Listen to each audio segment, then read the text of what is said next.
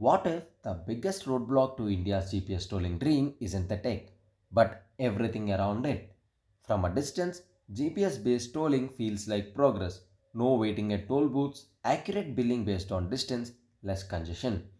But once you dive into India's roads, infrastructure, and digital landscape, the gap starts to appear, and they are not small. In the last video, we explored what GPS based tolling is and how it could replace FASTag, a system where your tolls are deducted based on exact kilometers traveled, tracked via satellite with no human involvement. Now, let's flip the coin and look at why implementing this across India is not going to be easy. Let's start with the basics for GPS tolling to work. Every vehicle must have an accurate GPS tracker. Now imagine this. Your 2022 SUV might have inbuilt GPS, but what about a 2008 Maruti 800 or the rickshaw in rural Rajasthan or the tractor in a border town in Assam? India has over 300 million vehicles and most of them don't have factory installed GPS.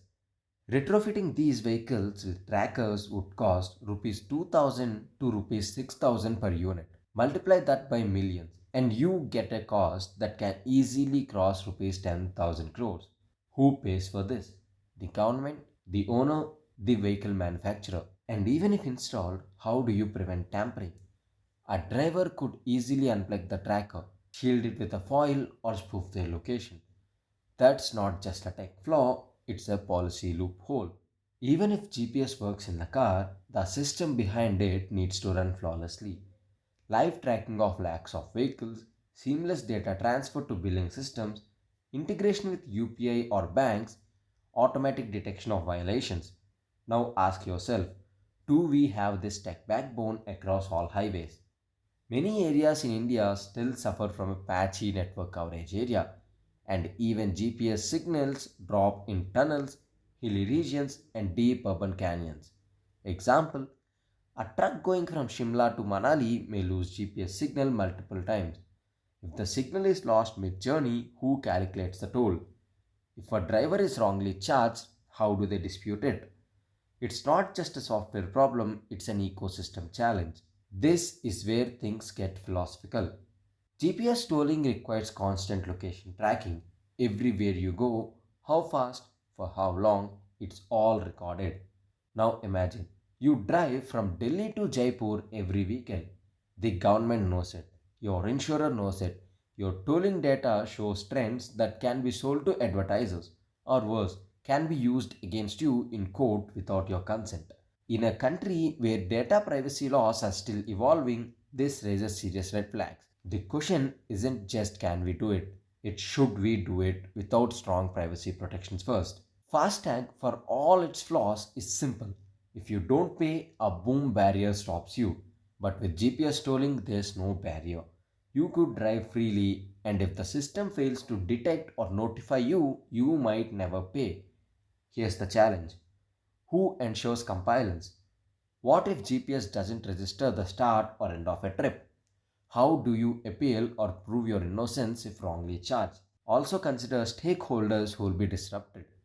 FASTag vendors with thousands of crores invested, toll plaza employees whose jobs could be eliminated, fleet operators who might now face location audits, and small vehicle owners who may not afford a GPS upgrade. There is no clear law today that binds all this together.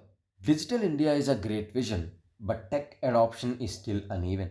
Many drivers still don't use FASTag properly. UPI fraud is still common in rural areas. People doesn't trust apps that track them. Now imagine telling a rickshaw driver or a farmer a satellite is watching your vehicle and you'll be charged based on your route. That might sound more like a surveillance than convenience. So what's the road ahead? GPS tolling isn't just about better highways. It's about upgrading an entire country's mobility, data systems, and digital trust. But to reach there, India needs answers to some very real questions.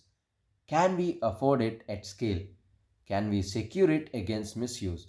Can we ensure it works for everyone, not just urban elites? So, is GPS tolling the future or a dream that's ahead of its time? Let me know what you think.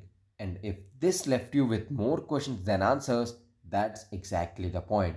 because the future of transportation starts with asking the right ones.